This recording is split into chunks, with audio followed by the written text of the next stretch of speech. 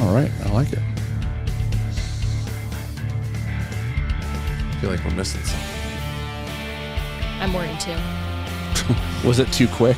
Feels like it. Did we set up too quickly? It's like Welcome too to smoothly? the Grappling with Podcast. Dr. Chris Hardy and William hope Walker so. will take You a haven't deep dive broke wind into yet. topics covering wellness and prevention, performance, recovery, and injury management. Our mission is to provide the latest science-based information to help you get the most out of your grappling journey, both on and off the mats, and help you overcome any challenges you may be grappling with. Dr. Hardy is a licensed physician and BJJ practitioner, but the contents of the podcast are meant for educational purposes only and should not be taken as medical advice. Please seek out personalized care from your own medical provider prior to implementing any medical treatment or intervention. Bill is a licensed buffoon. He says things that are a little squirrely. Do not hold these things against his gym mates, his family, Chris Hardy, Harry Hardy, or anybody at his gym. What's up, man? Hi. Olivia, how you doing? Good. Excellent. For our new subscribers, Yes. we do a disclaimer because we talk about a lot of medical stuff. Yeah. And I say stupid stuff, Right. so I don't want to get sued.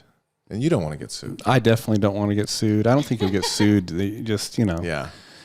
it's just a nice thing to do, especially, all the stuff we talk about. I can't give recommendations unless you're a patient, and to become a patient, you just can't, can't do it over the internet. Because you are a real doctor, not just a TV doctor. Yeah. Well, allegedly. Yeah. I mean, you got... I've fooled 3 states then so far, the U.S. Navy, Good. and my current employer. So Yeah. I'm still under the radar. You got like a doctor's face, but the body is... It's not a doctor. Wait, wouldn't it be the other way? He doesn't have a doctor's face, but he has a doctor's body? That would be more insulting. Yeah, but I was going to go down a different road with his body. Oh no, here we go. Hot dog skin. What? Does that Hey, mean man. wrinkly? Yeah, It means stretched, tan, stretch, tan, the whole. just overall shitty. Yeah. Oh, Bill. No, I'm That's joking. okay. It's a little leathery. I'm joking. No, Just it's okay. Give me your hand. See how cold it I is? caught Why that. are your hands so cold? Well, see, we can talk about that. That's going to segue nice into what we're going to talk about, actually. But before we do, we had some folks go down to Portland Portland Open. Yeah. So, real quick, can you give us a little update on that? So we had a couple fellas go down there, just small little team, and we got a gold and a silver. And we had another guy that just had a barn burner of a match, but he fell short in his first one. Nice. But one was big fan of the show. Old Nikita, the Russian bot. The Russian bot And got little got some hardware now, didn't He he? did. He got a nice silver medal. Good for He him. Battled through some adversity, but hit positions that he wanted to. I mean, that's the big thing. He's going to do Master Worlds. So he's done 2 tournaments in the couple weeks. Warm-ups kind of. To really see where he, testing out the stuff, his game plans. He's looking solid, man. He was 173. Like, he's dropped weight and it's staying off. So he's still doing lightweight. Middle. Oh, he's going to do middle. Oh, he's good to go for middle. He doesn't have to cut anything. Right, and he'll Even be with able the to maintain, have good breakfast, Nice. all that kind of stuff. And then we had Luis at brown belt, The Brazilian tractor. the Brazilian tractor, and it was true. He did a weight division up, middle heavy. Yeah, because I it's was usually surprised I was about like that. he's usually in our division. But he's a big. He's a middle. big guy. Yeah. Yeah, I mean he's muscular. And he, the last tournament, he couldn't drink anything. I remember. Until Was that the weigh-in. one at Rev you're talking Yes. about? Yeah. And that was miserable. Yeah. And so he, because he's not just muscular, he's actually pretty lean. I would say he's similar to me.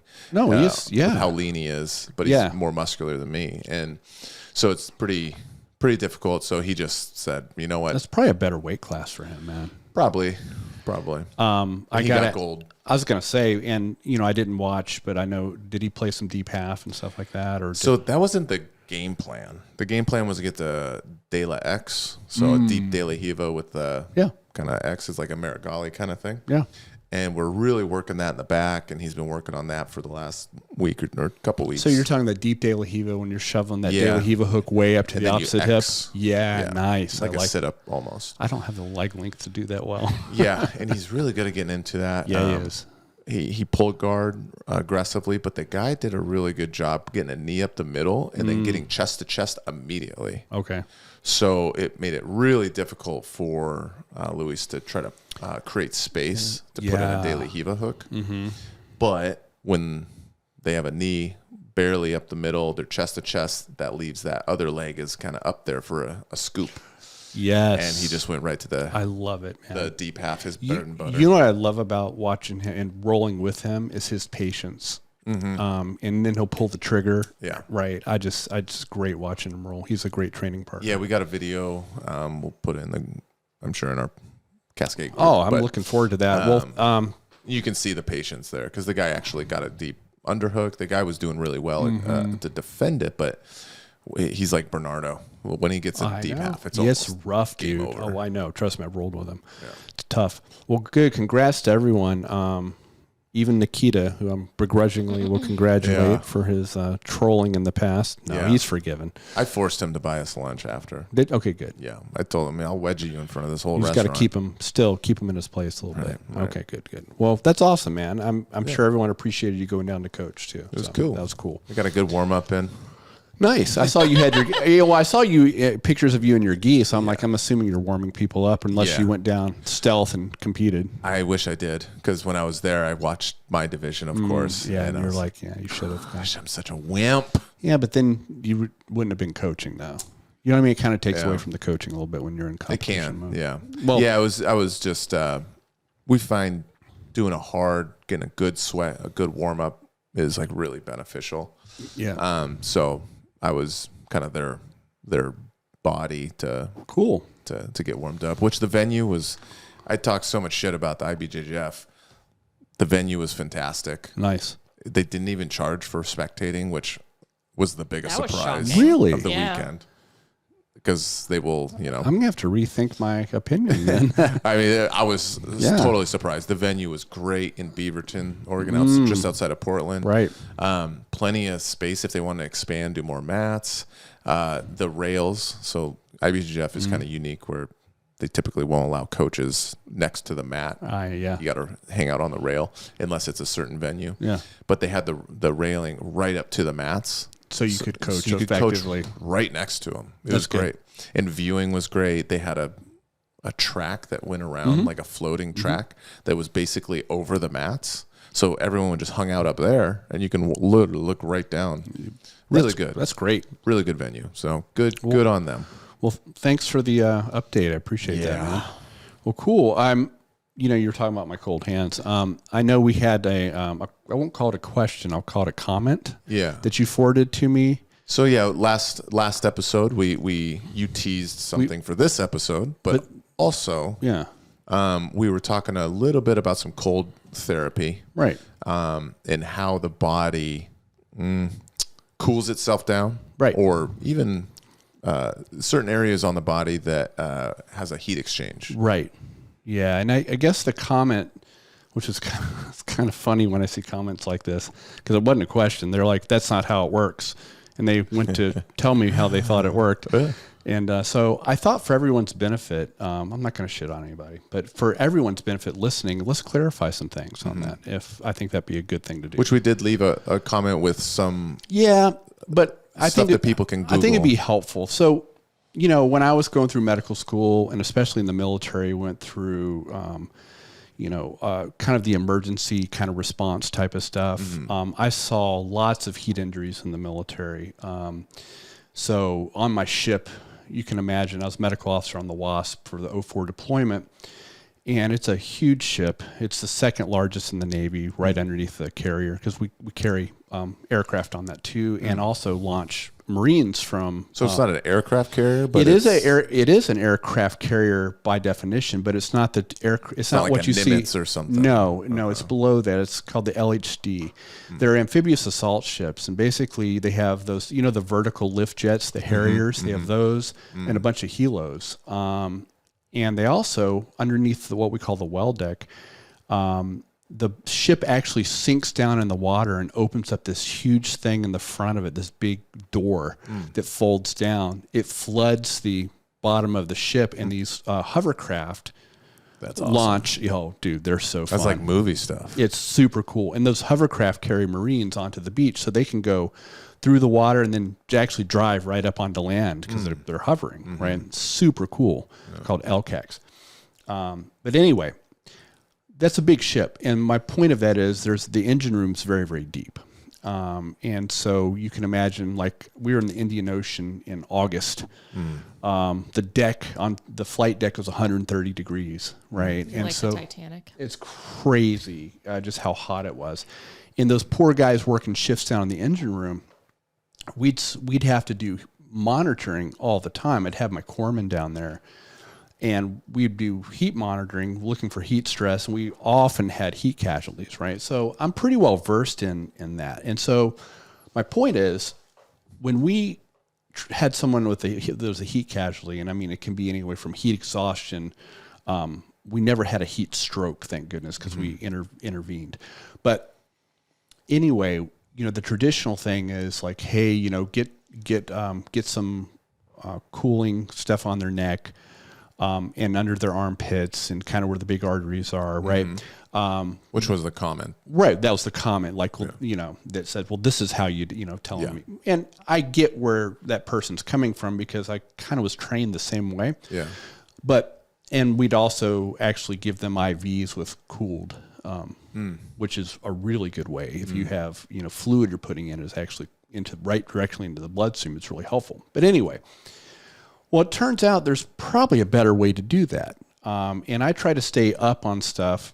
As a doc, our job is not to say, oh, well, that's what they taught me in medical school or training, is to stay up on the latest stuff. And this is where the stuff I was talking about came from. There's a guy at Stanford, Craig Heller, PhD, spent his whole life's work on thermoregulation and, basically how the body kind of regulates its temperature and also ways to mitigate things like heat stress and things like that. So this is this guy, this is all he does. Well, what's very interesting, so let's talk about, and this is Dr. Heller's analogy. He talks about why it's not the best idea if you have a heat casualty to just put like cold packs on the neck and stuff like that. Okay. The carotid artery, there's 4 vessels that basically deliver blood to the brain. 2 carotids on each side of the neck, and in the back of the neck, 2 vertebral arteries. Okay, and those are the main blood supplies to the brain. So the analogy Dr. Heller uses, what I think is really interesting, is the thermostat of the brain is in the hypothalamus. I think it's the preoptic nucleus, if those of you that want to geek out on it. But it is the regulator, just like a thermostat in the house, right? So like if I have, let's just say in this little building that we have our podcast in, we have a central thermostat unit, and then depending on what it is sensing, temperature, it will either turn on or turn off. Let's say it's cooling. Okay, let's say it's summertime, and we have it set at 72 degrees. Once the air conditioner will be cut on until the air right around the thermostat is about 72. Then it will cut itself off, right? That's how it works. Yeah. Think of that same analogy in the brain as the hypothalamus as the thermostat. So with those big vessels, if I put a cold pack on the neck, that is cooling the blood going directly to the brain. So one of the things we've found when we have a heat injury and when we do that is sometimes we'll actually see their core body temperature go up. And that's always like, what the heck's going on? Which isn't a good thing, because the whole idea of a heat casualty is really get the core body temperature down. Okay, so bear with me here.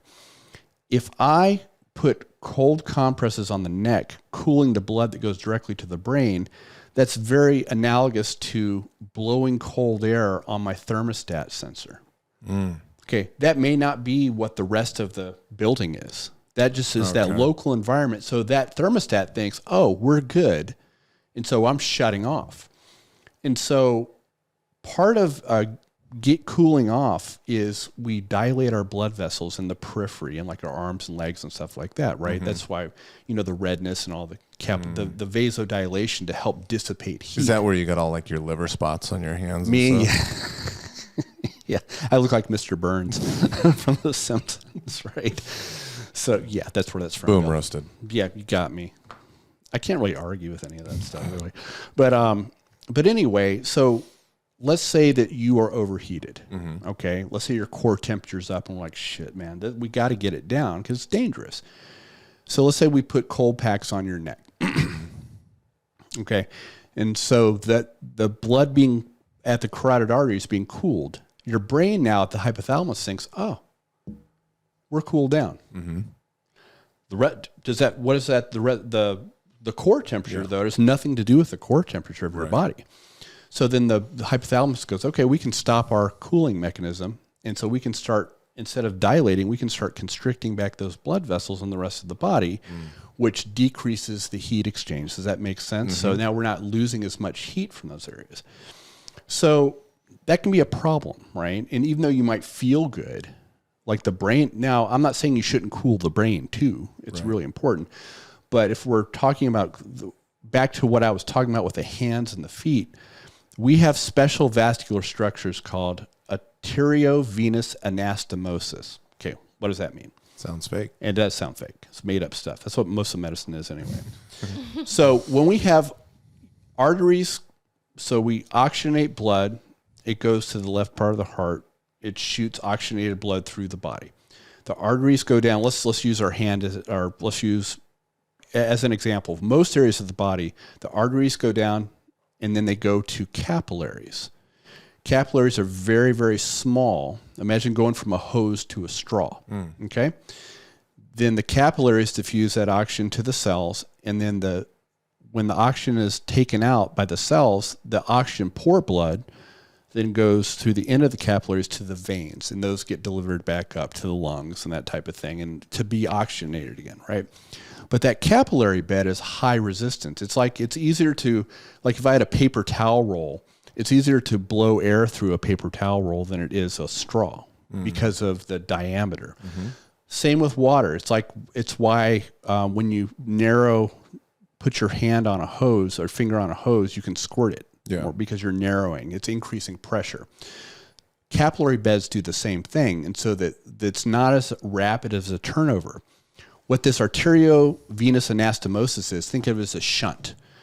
It's a direct connection from artery to vein without the capillaries. Okay, and those are present in the glabrous skin surfaces, which all that glabrous means is hairless. So even if you're not a hairy person, you still have follicles on most of your body, hair follicles, right? Except for my forehead.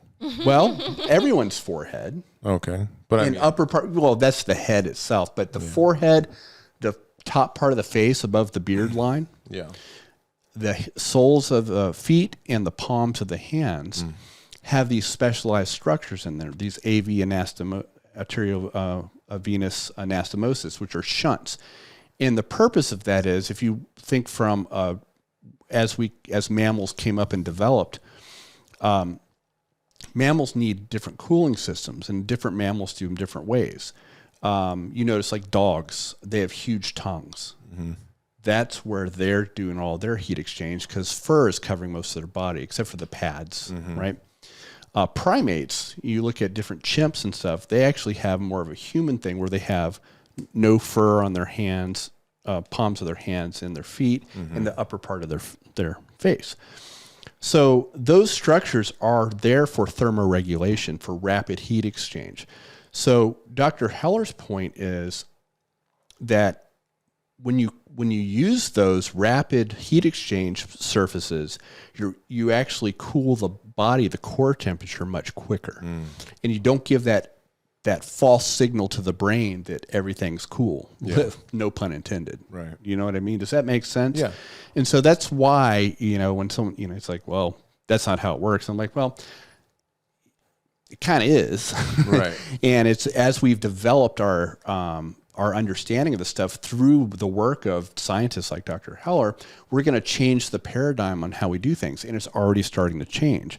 You're looking at people like in between MMA rounds, or the athletic performance has been studied on this. Cooling down the palms of the hands increases your aerobic capacity, all these different things. It cools down the core temperature enough to increase performance.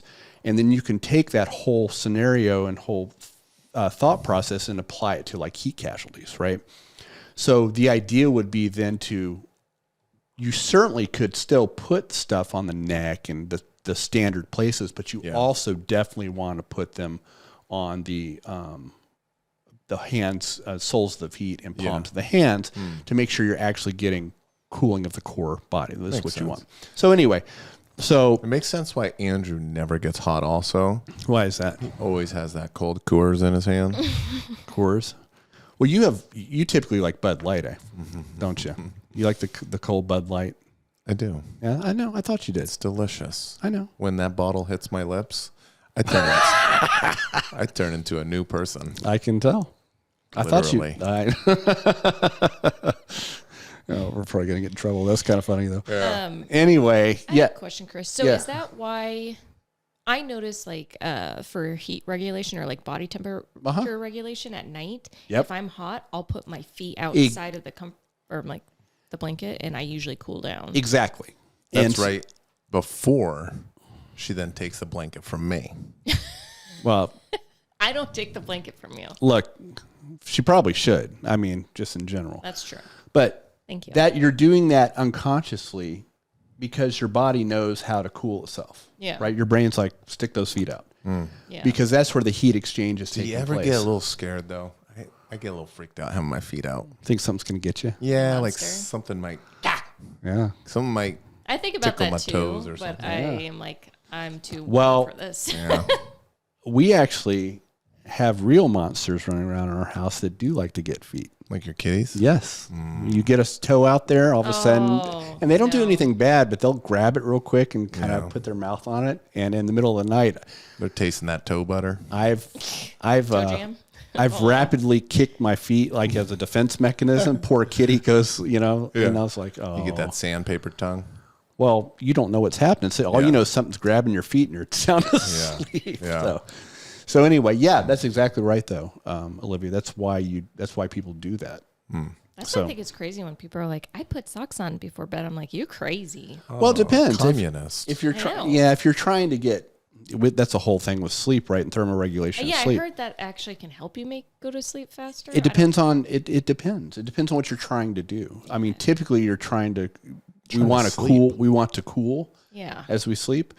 Anyway, that's a whole nother discussion. We've talked about all those systems we use. So anyway, I just wanted to clarify that for everyone kind of listening. Yeah. That's the reason why. Keep your mouth shut next time. I'm just joking. Just joking. No, there's probably better ways to Yeah. initiate dialogue on the internet than just, saying you're wrong. Yeah, because I could be. And I think the thing is that they were just trying to contribute. I think, which is appreciated. We'd love comments, and it actually makes it so we can kind of go more in depth on stuff. I guess it's more style points. Maybe it's generational. Maybe it's just the internet. It could have been the first episode they ever listened to. They saw you. They were like, "This guy's got downs. I need to correct him." There's a great chance. I mean, just look at me. There's That's a what I'm problem. saying. I understand that. Eyes So are a little narrow, I can understand. a little bit bigger forehead. I can understand. You shouldn't talk about big foreheads.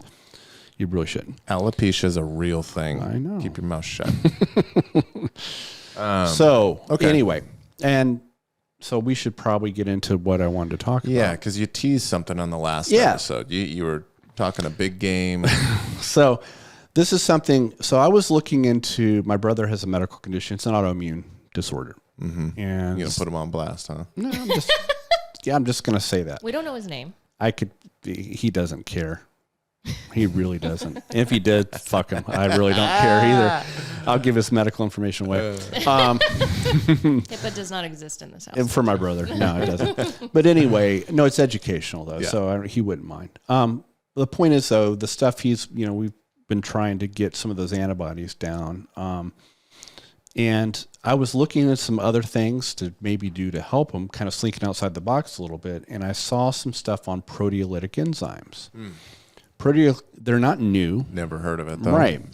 Proteolytic means breaking down protein, literally. So we have a bunch of things in our pancreas that are secreted when we eat that are proteolytic enzymes. They actually help break down protein. They're called proteases. Anything ase at the end means enzyme. It's good to know. Yeah. So protease is a lipase is an enzyme that acts on fat. Already forgot. Yeah. So just some, because the terminology gets, For sure. it gets very complicated here, but just keep in mind, when I say proteolytic enzymes, they're just enzymes that break down protein, and they're very specific in how they do that. They break them at very specific amino acid sites. You guys don't need to know that, but that's how they work. So the pancreas secretes trypsin and chymotrypsin, pepsinogen, pepsin, these different things the stomach and pancreas do. Pepsin to help chop up the protein you're eating, basically. So people have been using this I think it originated in Central and South American cultures, using these as part of their medical system. They're we're talking long before modern medicine even. They saw the benefit of some of these things without knowing they're necessarily proteolytic enzymes at the time. Plant or something? Well, the most common plant sources of these things are pineapples. Bromelain is the proteolytic enzyme in pineapples, and papaya, which is papain, which is the proteolytic enzyme in that. Okay. So that's part of the cultural medical tradition is, treating maladies with some of these types of foods, food is medicine type of thing, but they have these enzymes in there. So what's interesting, so you're going to hear people say digestive enzymes and other people say systemic enzymes. Okay. They're the same enzymes. It's just when you use them. So proteolytic enzymes are the thing. They can be used either as digestive enzymes, depending on when you take them, or can get absorbed systemically into the system to work on other parts of the body, and that's when we call them systemic enzymes. Okay, because if I take proteolytic enzymes with food while I'm eating, they're really going to work in their digestive capacity. They're going to chop up that food that you've just eaten. If I take them on an empty stomach, at least 30 minutes to an hour before I eat anything, the small intestine will then absorb them and they'll go into the bloodstream and do their thing systemically, is what we're kind of after with that. Now, if someone has some digestive problems, they might want to try them as digestive enzymes. Like these fruits? Yeah. Pineapple, papaya, you can buy them. You can buy them over the counter as supplements, which this is what I did, and which we take a quercetin with bromelain. Is that the same thing? So quercetin is not quercetin, but bromelain is. Yeah, it's like So quercetin's a really interesting molecule we can talk about a lot. We'll get back to that. Yeah, we can do that. I can go in depth on that. It's really interesting actually. But anyway, bromelain is okay. So if you take it with food, it's going to work as a digestive enzyme. Okay, so if you have digestive problems, low stomach acid, things like that, and you're not making as many, it can really help people with digestive issues. But if we're using them systemically, this is where it gets interesting. So back in the early 1900s, there was a kind of forward-thinking doc. This is right at the birth of modern medicine, believe it or not. Talked about using these things for cancer. Okay. But he retired, died, and then it was kind of just forgotten. And the Germans kind of picked it up in the 1950s and really started looking into these things. Germans were hot in that time. Yeah, they were. You said the 1950s? 1950s, yeah. They were so they're commodity. But that's where a lot of the initial literature in the mid 1900s came from, and using them for various things. Is that? I mean, I'm just spitballing here. Is that because some Germans went to South America in the 1950s, and then they stumbled upon some? I know where you're going with this. I'm just asking, like escaping the Nuremberg trials. Is that what you're saying? Anything about that? Okay. I'm just wondering if they vacationed. In South America, and then they stumbled across some of these medical. No, because these people were actually conducting research in Germany. So those people that were on quote unquote vacation probably weren't coming back. Got it. So just wondering. I'm just speculating too. Okay. So no, these were legit scientists that are residing in Germany. But I'm saying, how would they have? I mean, it's looking at the old literature. Who knows how? I just started doing their own study. Yeah, exactly. And like, hey, looking for other ways. That's what doctors should be doing instead of following the rote of what we're always taught in medical school. Yeah. It's our duty to kind of look beyond and see if there's some other things out there to help our patients. Anyway, but that literature, this has been going on in Europe. They've been using these things regularly. And I think the one developed in Germany is called WOB enzyme, W-O-B enzyme. And that's been commercially available for a long time, but it's been under the radar, including mine, for a while. And I started looking into, things with my brother, and I started looking at the research. When I got into the research, it's crazy.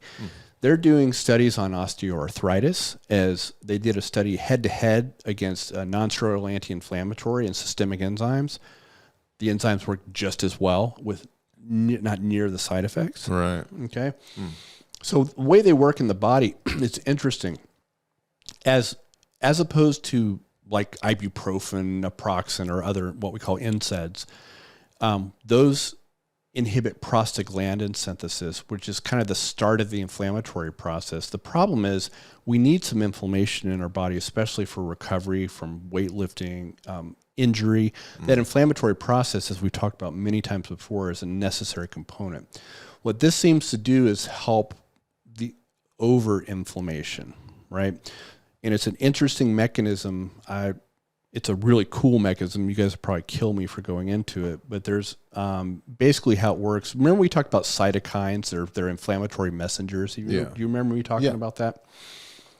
Well, those happen during an inflammatory process. There's this big protein called alpha-2 macroglobulin that when it's activated, which guess what binds these enzymes seem to bind to this structure.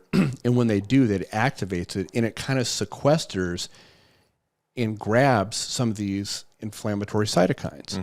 So it helps take them out of circulation, so to speak, so they're not as active. They also, that's one of the ways it helps kind of reduce inflammation recovery. They also break apart fibrin. You guys familiar with blood clots, right? I've heard of it. Blood clots, what happens, one of the things that initiate blood clots is there's this thing called fibrinogen. When activated, it becomes fibrin. And it forms the basis of the clot. And then the platelets are stuck to it, basically. So then platelets stuck together, and it makes this big clot. Coronary artery disease, right, where we have plaques. Remember we talked all about that in our cholesterol episode, where we have this fibrin cap, this big. That's what what causes the narrowing of the arteries, and that can get calcified and all this. There's another type of proteolytic enzyme in Japan they've been using for years to break up clots called nattokinase. So it's produced naturally from a fermented soy called natto, which is, I've tried it before. I think it's horrific. Some people love it. I didn't think it tasted that terrible. Well, it's a texture thing. Maybe I don't know what it is. Texture. But anyway, they have this thing commercially available too, and they're using. We pulled up some recent studies where they're actually showing people that had plaque formation in the carotid arteries, which is a predisposition to having a stroke, because if one of those plaques breaks, right? They actually used this and actually saw a reduction in plaque size. So it's pretty interesting systemically if you take nattokinase, again, on an empty stomach because it's absorbed. Can I ask you a question? Chris, Yeah. with that? If you decided to take something like that, would you need to talk to your doctor first for fear of it breaking off a piece of plaque? I know it's supposed to slowly dissolve it, right? Yep. So you shouldn't have a clot break off. No, and if you I've never seen any of that in the literature talking about that. Okay. It works on breaking it down. And if you talk to most doctors about that, they say natto what? They have no idea what any of this is. Completely bypass mainstream medicine. So if someone has like a large amount of like blockage in veins, like is it all veins, like or arteries? Usually arteries, because they're higher pressure. Or like that would go up into like your neck, like those ones. Yeah. Though it can help start to break down the buildup. Yeah. Without causing any sort of event. Well, that's what's interesting. It doesn't seem to be any of it. Matter of fact, if you're taking it, you're actually in an anticoagulated state, right? Where any of those things that are broken off are then acted upon by this nattokinase to break them further, right? And the caveat is, you shouldn't be taking nattokinase if you're already on an anticoagulant. Let's say you have a blood clot and you're already on like Eliquis or warfarin or something like that. I don't know how well it's been studied, but my precaution would be, and of course I'm not giving medical advice, but I wouldn't probably doubled up on those things because you could have spontaneous bleeding perhaps. I don't know. And I don't know if it's even been studied. But it's just something that like you could foresee as being a potential issue. Problem. Yeah. Or I wouldn't recommend, when we talk about pregnant women, I just wouldn't put anything in there that hasn't been studied specifically like that. Otherwise, it's a pretty, the side effect the risk is very low, it seems, and has been used for years and years and years, and it has pretty good benefits. I can tell you anecdotally with a N value of 1, a very small study of myself, that just 2 weeks of it has significantly reduced the inflammation in my hands. That's been a big problem with me. All the gripping and stuff. Yeah. I'm always, you see me taping my fingers and all that all the time. You're an active finger taper. The big, the knobby knuckles and all that have gone down. I mean, I don't know if you you see that on mine, Liv? Yeah. Well, yeah, I want you to look at mine real quick, Bill. They're almost nothing now. Yeah, you don't have any of these kind of things. And what do you call these little nubs? Yeah. So that's inflammation around the joint itself, right? Can these go down? Yeah, that's what I'm saying. Okay, so you used to have something similar to that. Yeah, they were, and when they're inflamed, they could look big. Yeah. Now you do have long-standing arthritis. You start to build up what's called osteophytes, you build up actually a collection of these little bony prominences around there where the joint starts degenerating. But early on, it's like the meows have that sort of thing, probably. Well, who knows? Because you can see photos of their fingers. And this is where using like systemic enzyme there could be very helpful. Of course, it hasn't been studied long term, but I would argue it's probably a pretty damn good thing to prevent progression of osteoarthritis. In the paper I just read, a big review article from 2022 talked about that. And this is orally, like a pill form? Orally, yeah. You take the enzymes orally on an empty stomach for like an hour before. You don't have any nauseousness or anything like that? So the thing is, you take it with a good, 8 ounces of water. The side effects are, some people will have a little bit of like nausea from, like anything else. Yeah, maybe. I haven't had any problems at all with them. What do you specifically take, Chris? Do you take nattokinase? So I was going to tell you what I'm doing now. Okay. Come on, Liz. That's a good. No, it's a great. It's a great question. So I'm actually trying a bunch of different preparations sequentially, and so I'm going to try one for a full 30 days. Then I'm moving on to another formulation because there's there are different formulations, different mixtures of the different enzymes. The last one I'm going to try, I have a whole thing of nattokinase, which Carrie just told me was underdosed. So she just bought me one that is in line with what the studies are using. Are you going to, when you're trying these different elements, are you ever going to, like, at what point are you going to try the Propecia? Yeah, I'm not. No? Nope. That's not in the... No, I'm not going to do that. I'm already in my transition period from going from hair to no hair. I just wasn't sure if the Propecia might help with something that you're dealing with. The other use for the original use for Propecia, you mean? What is that? I was going to say Propecia is not a supplement. Is that what you're saying? No, it's I know where he's trying to go with this. It's falling flat, though, basically. No, there's someone out there laughing. I guarantee it. They may be. There's a chubby Mexican. Okay, so what is the? It doesn't hurt me though. Literature dosage for natto? So, wait. What's the original use for Propecia? The original use. We're not going to know. Oh, you need to do. I'm not going to. I got to do my own research. I'm not going to spoon feed you since you had a bad joke. You can go do your own research. What's the literature? So I'd have to look it up again. But these things, the good ones are in functional units because you'll see milligrams, but really with an enzyme. Huh? Is that UI No, that's international units. I use. or I use? Yeah.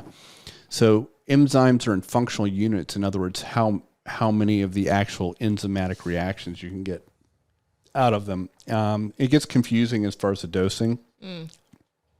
There's, with any supplement, do your research, make sure it has good manufacturing process symbol on it, where they've been inspected, their facility, and third-party testing to make sure that what they say is in it is actually in it.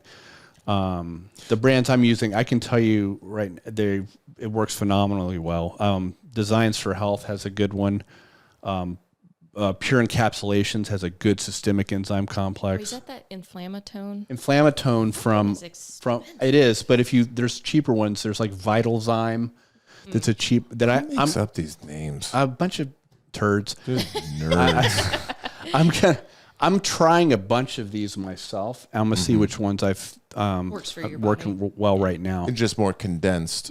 When would someone want to take this stuff? Was it when they're having joint pain? So you can use it that's the cool thing is you can use it for a variety of things. Perfect question. Who are you? Aging people, we start to have what's called cell senescence, which we should talk about on a podcast one time, where the cells really stop dividing. That's kind of what happens as we age. The cells can only divide so many times. And then they literally become grumpy old cells. And what I mean by that is they start secreting low-level inflammation. There's a whole thing that senescent cells do. It's really interesting. One of the top things in anti-aging medicine right now is how to prevent cell senescence. Quercetin is one of those that we talked about earlier.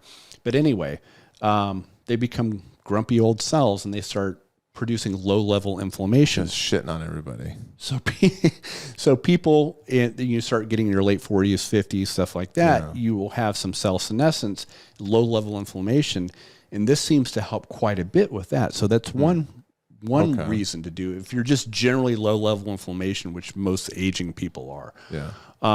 Secondly, there was a study that showed workout recovery from eccentric exercise to exhaustion. Eccentric meaning the negative, which can be really hard on the muscle. That small study, but a good study, showed decreased pain for the post-soreness. Yeah. And actually increased contractile property of the muscle even the day after. So that'd be someone that's maybe doing some pretty active lifting and strength training of some sort that gets hypertrophy and all that kind of stuff. Yeah, and the one that they usually use was the WOBE enzyme, which I'd have to look at the combo of enzymes they use on that. But it's like a bromelain and a trypsin, and I think there's one that are called. I think it's serratiopeptidase. I'd have to look at the different. There's a bunch of these different enzymes, but for me. I'm using it for recovery and maybe to help some of that cell senescence that I'm having. And I'm using it in combination with quercetin, which seems to be what's called a senolytic. Lytic just means breakdown, so breaking down senescence, basically what that means. So I'm trying to do everything I can to keep the Wolverine thing going. Yeah. I would say they haven't studied it, but I would probably, things like wound healing and stuff like that, I think is a future thing they could look at for this stuff. Or, you can use, that's for systemic use, right? Autoimmune disorders. People are using it. That's what I'm having my brother use it for, and he's already shown pretty amazing benefits. So any Hashimoto's? Well, that's what I'm going to just put him out there. Yeah, exactly. So Hashimoto's, what the theory is behind that is when you make an autoantibody, an antibody against your own tissues, you form these immune complexes where they're bound up, and they cause an inflammatory response too and recruit T cells and things like that. And the idea is these things come in and chew up these immune complexes and help get rid of them. And he's a Hashimoto's person. I have that as well as a low level, but he had really high antibody levels. And just after 2 weeks, he's changed nothing. He's lost like 7 pounds. It's almost like his thyroid's starting to function better. Interesting. And I'm just speculating right now because in 3 months we're going to take some more antibodies and look. But it's like my joint issues. I mean, marked difference. This isn't like placebo. I mean, I'm like, it's pretty amazing for me. And it might work better for me because I'm older. I see more of a profound difference because I'm probably helping that low level inflammation I have anyway. Sure.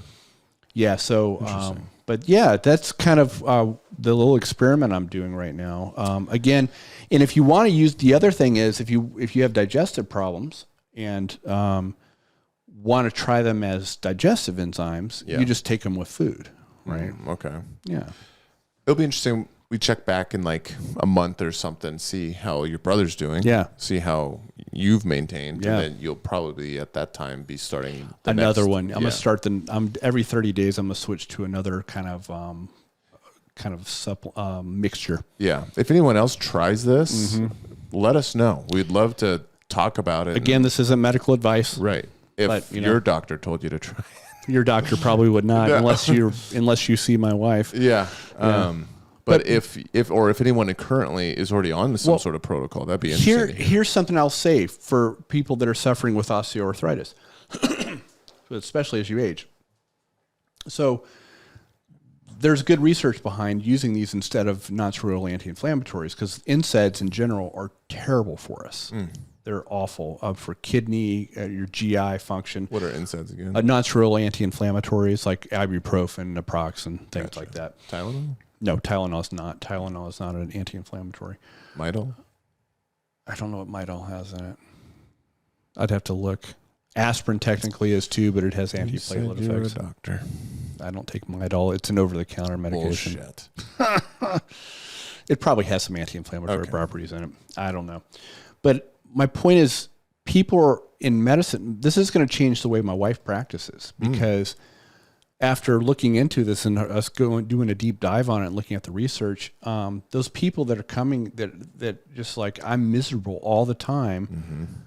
I have to take my ibuprofen. Otherwise I can't get through the day. Yeah. Despite the risk of heart attack and stroke with long-term use. The negative side effects on. And so she's going to start recommending, let's try this instead. And it seems to have a favorable and equal effectiveness. That'll be interesting. Yeah, so that's a really good something for people. I'm sure Olivia's buying something right now as she's. No, I'm not. Well, you already talked about. I don't know if you were going to share that on the podcast about your experience with your digestive stuff. Oh yeah, I mean, we'd been using quercetin with bromelain for a long time now. Yeah, and I eat a ton of pineapple and fruits and stuff like that. So, but basically. We switched to quercetin with nettles because I was like, allergy season. Allergies, yeah. Even though bromelain, I guess, can also help with allergies.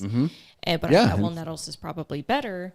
And literally within probably a week and a half to 2 weeks of switching, my gut just got so much worse. So that's interesting. Yeah, like I was having a lot switching of to nettles. Right. Yeah, switching to nettles. You may be one of those people that really need some digestive support, right?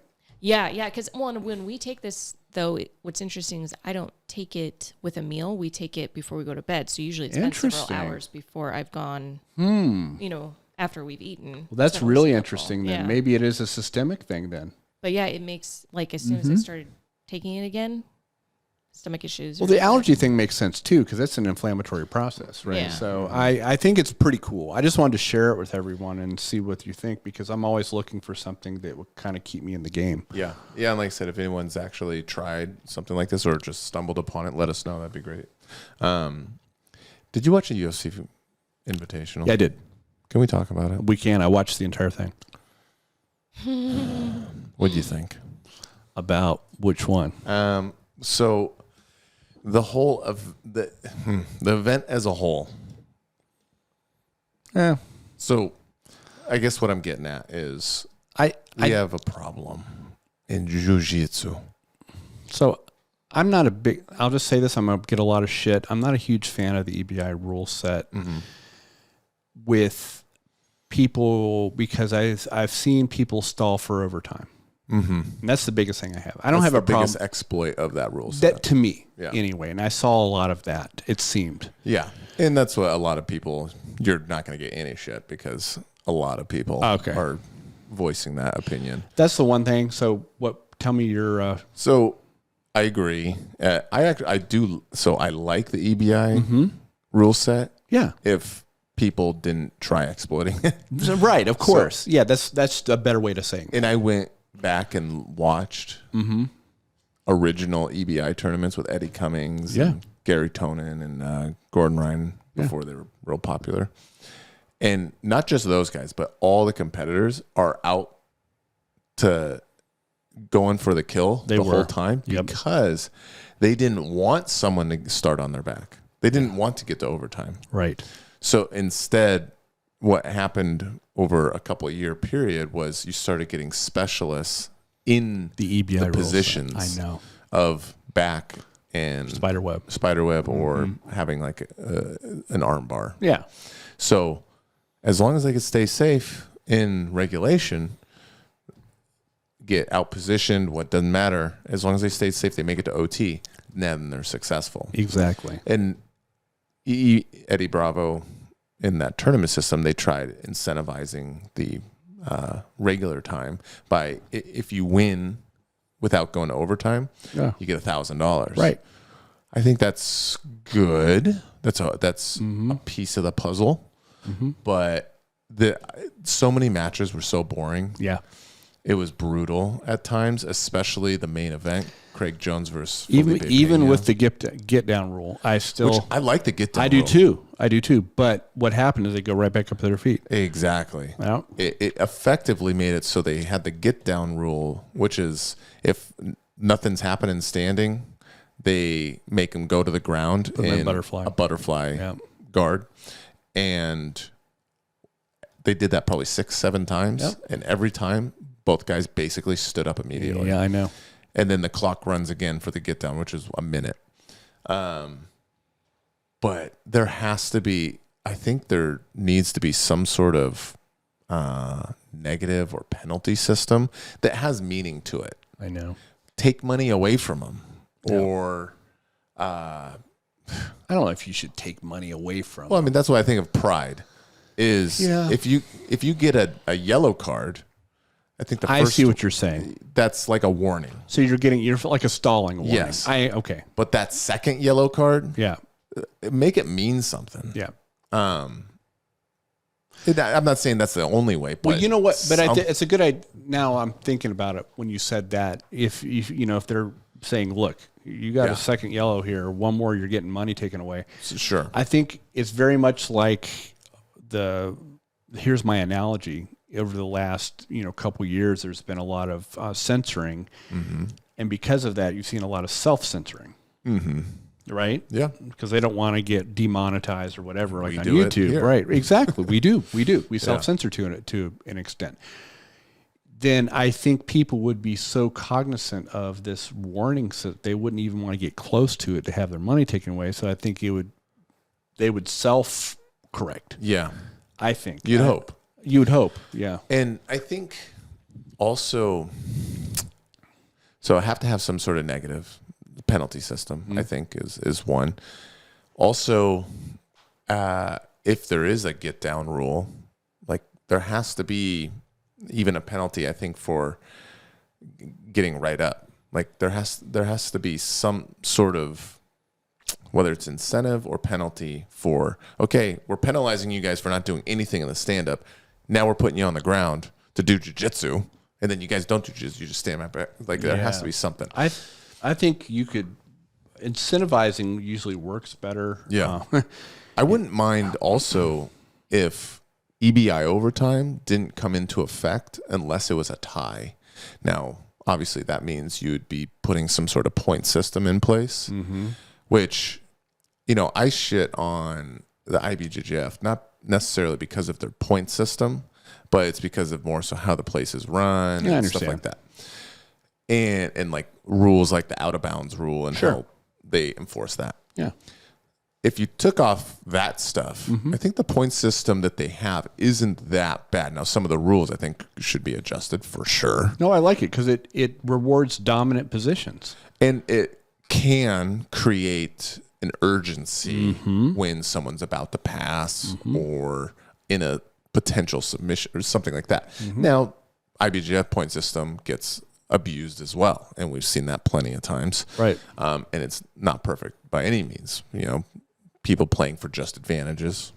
It's the same thing as EBI. They're like, well, if I get this, then I'm going to stall out for the rest of the match. So if I get up an advantage, I'm going to just stall out in 50-50 or 50-50 lapel or whatever it is. Exactly. Until the match ends, or they're strategically playing that. So then the last 30 seconds, boom. And IBJJF has tried to adjust that, like with some rule changes in the last couple of years, which is good.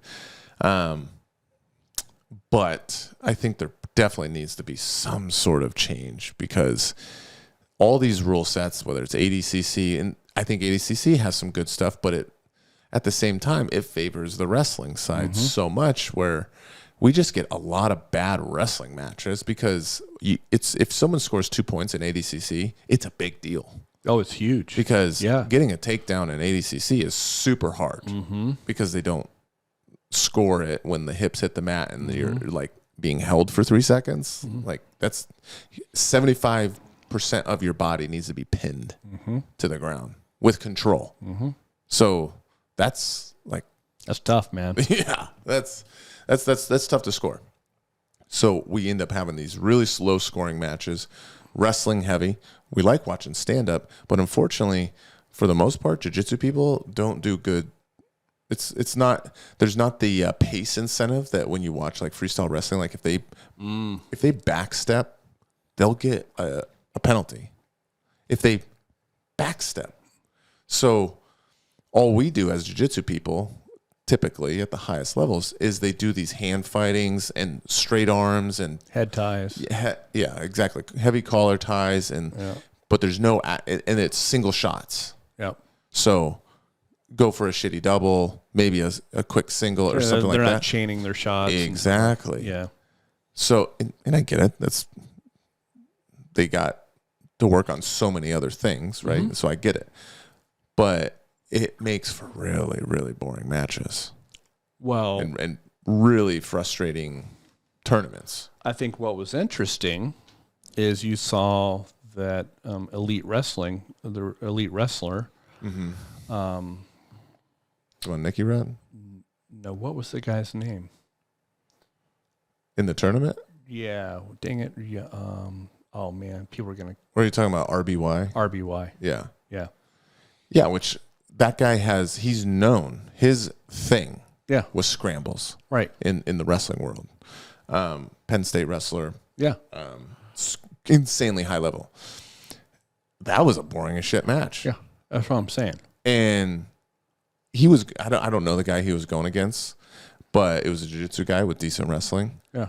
And there was flashes, 5-second flashes of fun competition. That's my point. You have an elite wrestler, right? And it was still kind of like... Yeah. Yeah. And so we have a legit issue for sure. And we should table that, because that's a really good conversation. And I get Eddie, and that's another thing. Eddie kept saying on the commentaries, like, man, this is better than having a ref decision, right? It's like, yeah, Eddie, sure, if it had to go to a ref decision, but if we had some sort of point structure and take advantages out, that's fine. I don't care. Have something where there's an incentive for guys to get into good positions or go for submissions or whatever. But then also have negatives for when obviously they're stalling. Yeah. Have EBI. I think EBI overtime has benefits, and it creates drama. Yeah. But I don't think it has to be after every... well, it's turned into that. Yes. Where now, that should be something like, oh, crap, that's close as shit. We're tied up. Yeah. Now we got to go to the EBI You see guys get their ass kicked for 7 to 10 minutes. And then escape quicker. And then they win in EBI overtime because that's all they practice. Yeah, which I'm not shitting on, but...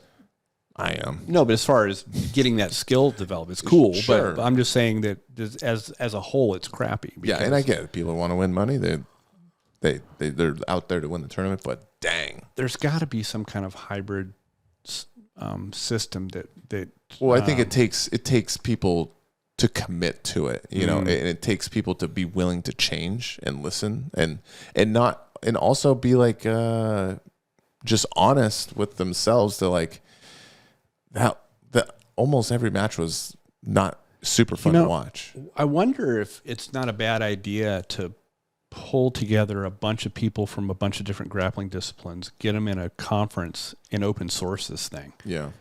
And kind of like, well, that's the thing. Ego's got to go away.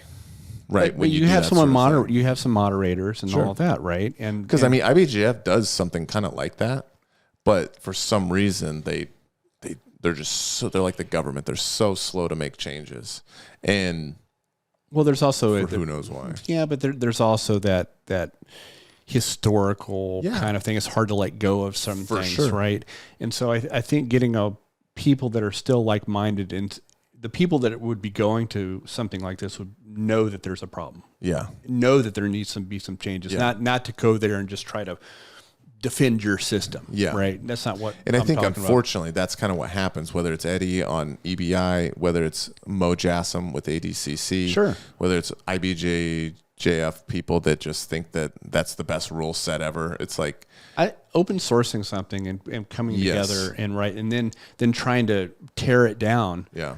That's how good stuff happens. I know AJP has a kind of a hybrid where shorter matches for so 6 minutes, and they are pretty aggressive on stall calls and negatives and stuff like that.